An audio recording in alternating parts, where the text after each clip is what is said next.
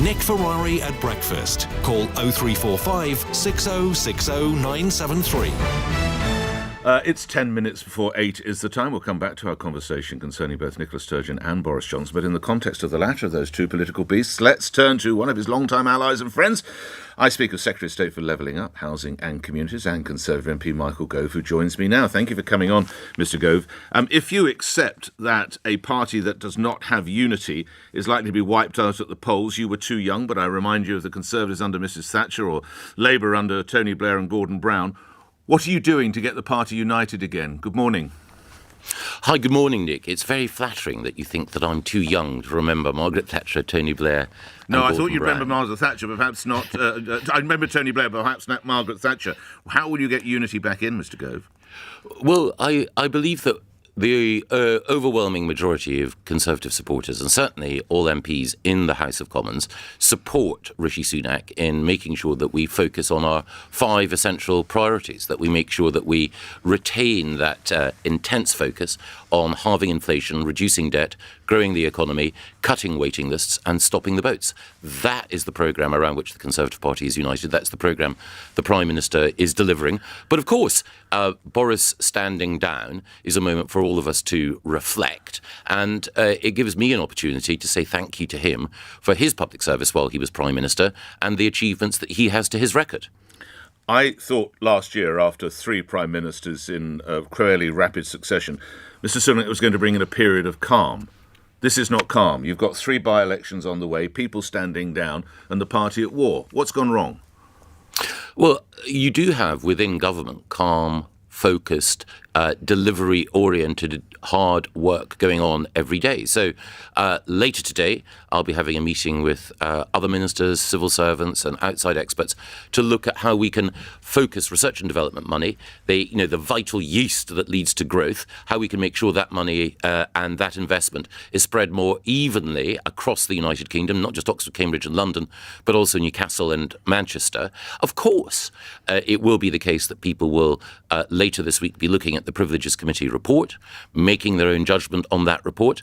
But I think that if you were to join me in any of the meetings that I have today and throughout the week, you would observe a professionalism and focus on the part of government ministers and officials who are seeking to deliver on the priorities that I've outlined. Well, how do you react to the fact that the party will be fighting 3 by-elections in fairly quick order?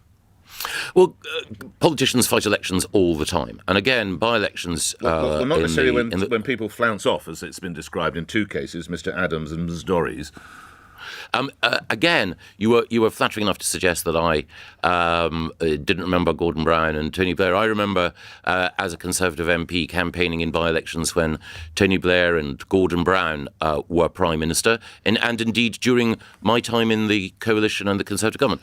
They are a feature of political life. Now, that's not to say that these by-elections will be easy. It's always difficult for the incumbent government, the guys who happen to be in the box seat at the time when you have a by-election.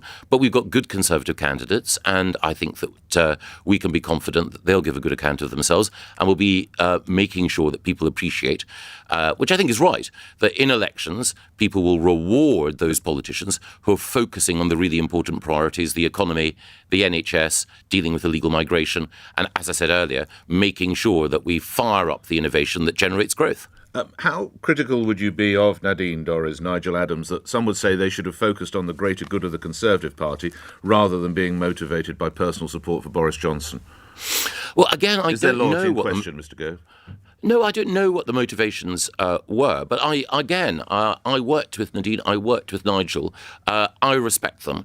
Anyone who devotes, as both of them did, years to public service deserves our gratitude.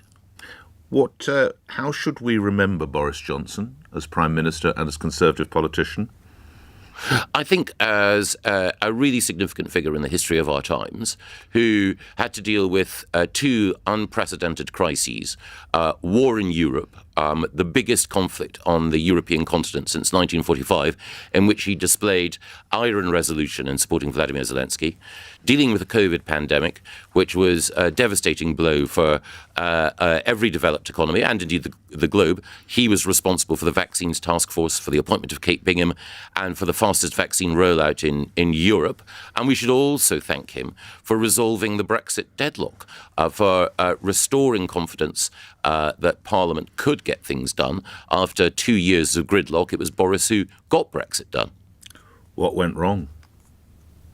Well, I think historians will want to reflect, I'm sure, on all the different aspects of all the different outworkings of politics and personalities over the last few years.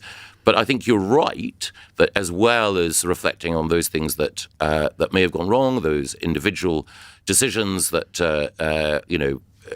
have led to difficulties for particular colleagues, we should also reflect on what their government overall has done to improve the lives of individuals. You were discussing Ofsted earlier, the very, very sensitive matter, of course.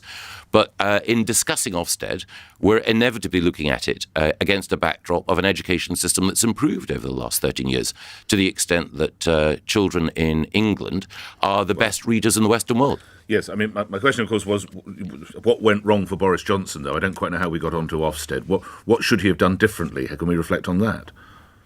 Well, again, I think it's inevitably difficult for me, having served in Boris's government, having wanted him to succeed and feeling a sense of sadness at his passing.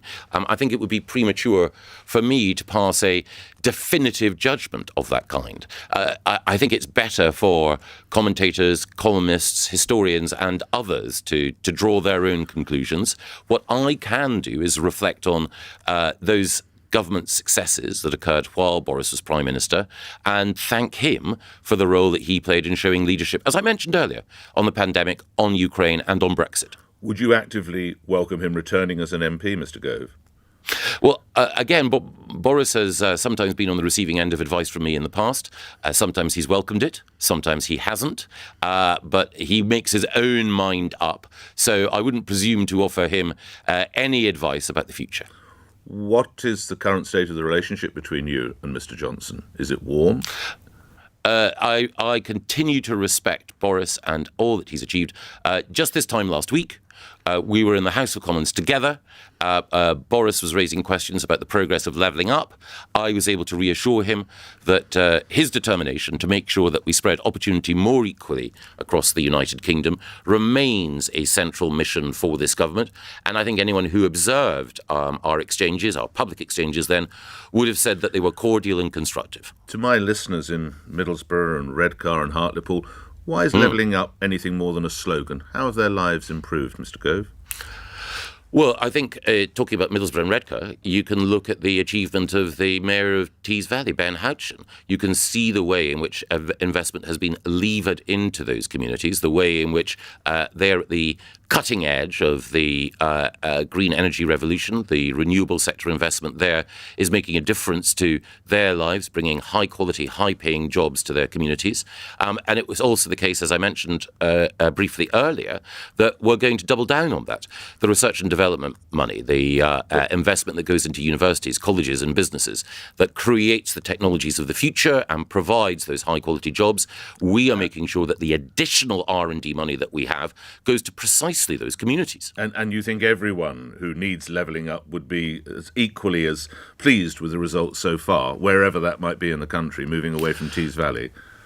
Yeah, we've always got to do better, but it's also the case that we've had a significant investment in Blackpool in order to make sure that we have new housing and the regeneration of the town centre there.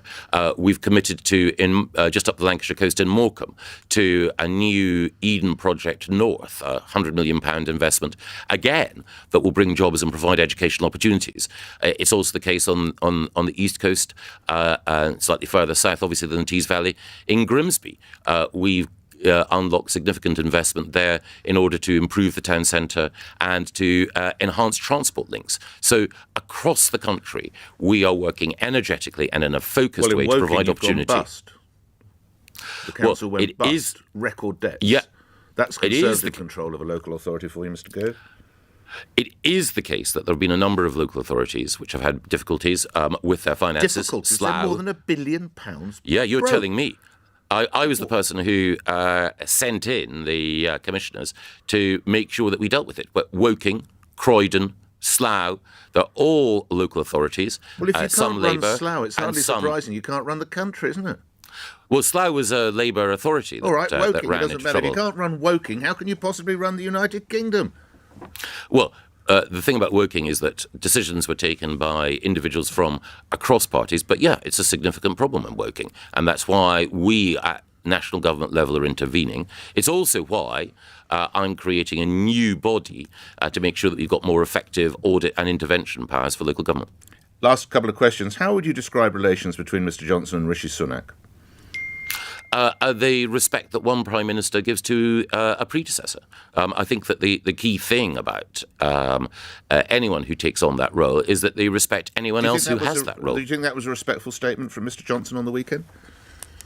Yeah, well, Boris, as ever, always expresses himself with a pungency and individuality that's been his hallmark throughout his political career. Well, he wanted to sack Rishi, didn't he? Gito Harris, you'll know well, his former communications chief, told me that Rishi Sunak was about to be demoted from Chancellor before he lost office, before Boris left office. Doesn't speak of a warm relationship, does it? Well, I don't know about that. And I mean, I know you Tories like fighting in a sack, but that's taking it to new levels, isn't it? No, Nick, you know that I'm a pussycat, and that the last thing that I want to do is ever get into a scrap, and I won't with people who are are broadcasting on LBC. As Her late Majesty said, recollections may vary. One last question for you, very much on your business brief. I thought that Conservatives were all about enhancing business and creating opportunities. So why aren't you allowing a Papa John's restaurant to open in Tyneside? This is a decision by the Independent Planning Inspectorate, and the planning inspectors make their decisions in accordance with local plans. So it's a decision, all decisions by the Planning Inspectorate are made in the name of the Secretary of State, in the same way as all decisions by government are made in the name of His Majesty's government. Well, it says here in His Majesty's Daily Telegraph that the decision has been taken because of fears it would exacerbate childhood obesity in the area. Are you now, or are your colleagues now, making decisions on whether people are going to get fat? Well, there is so much to say there. The first thing is I'm going to look into this decision just to satisfy myself that I understand. So you weren't aware, to it. Mr Gove? It is the case that there are lots of decisions that are made by the planning inspectors that are made in my name, in the Secretary of State's name, but are not my decisions. So this has not scrutinised crossed your by desk me. yet, Mr Gove? Indeed not. And the Daily Telegraph, as ever, has done a superb job in reporting. But it's not my position that I want to deprive the citizens of Tyneside of a thick crust meat feast whenever appropriate. But I do need to look at this decision because, again, there will have been processes that will have been followed. And in my experience, the planning inspectors do a bang-up professional job and they will be considering lots of local planning criteria, which, looking at the detail, will give me an opportunity to better understand the decision-making process here. So the takeaway from the pizza story is you're going to review it? I will. I'm not sure if I can add any additional toppings to the decision that's already been made, but I will get stuck into it, yes. Grateful as ever for your time. Michael Gove, thank you. Secretary of State for Levelling Up Housing and Communities. A little late to the news, 3 after 8. LBC Headlines, Thomas Watts. On your radio, on Global Player, and Play LBC. leading Britain's conversation. This is LBC. From Global's newsroom, the inquiry into claims Boris Johnson misled MPs is expected to reach its conclusion later.